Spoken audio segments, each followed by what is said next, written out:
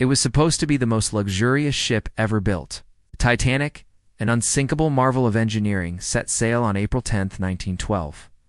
But 4 days later, it lay broken on the ocean floor. More than 1,500 people died in one of the deadliest maritime disasters in history. What if the Titanic story isn't just about tragedy? What if it's also about theft, conspiracy, and a heist hidden in plain sight? Because some believe that the Titanic was indeed just a shipwreck. It was part of history's biggest robbery. Let's dive in. At first glance, the Titanic story is one of hubris. A ship declared unsinkable, hits an iceberg, and sinks. But underneath the surface lies a storm of theories, whispers, and secrets. One of the most persistent stories? That the sinking of the Titanic may have been a cover for financial crime on an unimaginable scale. But who would steal from a sinking ship? And what could possibly be worth more than the lives lost? The theory starts with the people on board and the cargo that never reached its destination. The Titanic wasn't just carrying passengers, it was carrying wealth. In the ship's manifest were luxury goods, expensive art, and even rumored shipments of gold, bonds, and priceless artifacts. Now here's where it gets suspicious. According to shipping records, a large amount of insured cargo was lost. It included gold bars, diamonds, stocks, and securities, most of it owned by wealthy individuals and major financial institutions. But no official total has ever been confirmed. Some researchers estimate the value of that lost cargo in today's dollars could exceed $200 million. And here's the twist.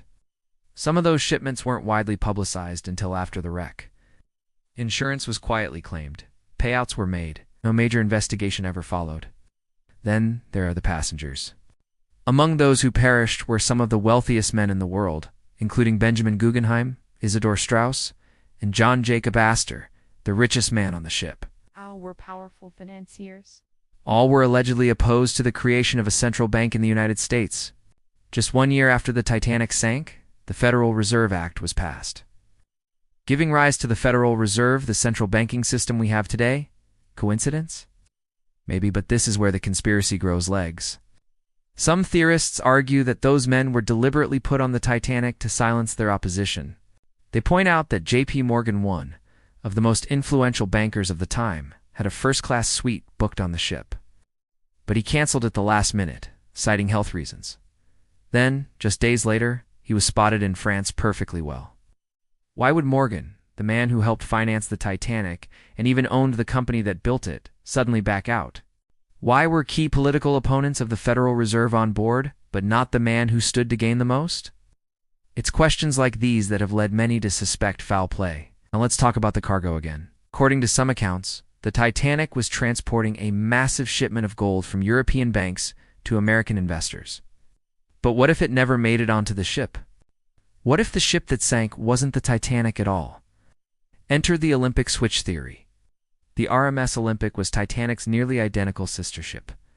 In 1911, Olympic suffered major damage in a collision with a British naval vessel.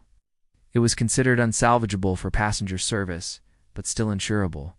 The theory suggests that the Olympic was hastily repainted, renamed Titanic, and sent out to sink deliberately, allowing the White Star Line and its investors to collect insurance money.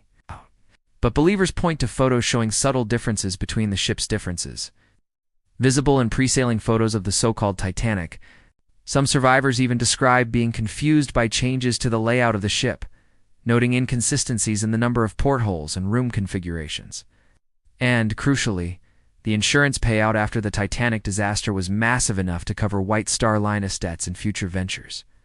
If true, this wouldn't just be a fraud. It would be one of the most expensive and cold-blooded heists in history. But let's be clear. Most historians and maritime experts reject these theories. They argue that the structural and technical logistics of swapping the ships would have been nearly impossible in such a short time frame. They also point out that no evidence has ever definitively proven that gold or precious cargo was deliberately removed or stolen.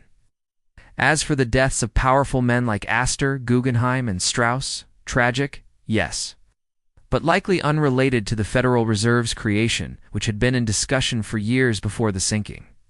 And J.P. Morgan's cancellation?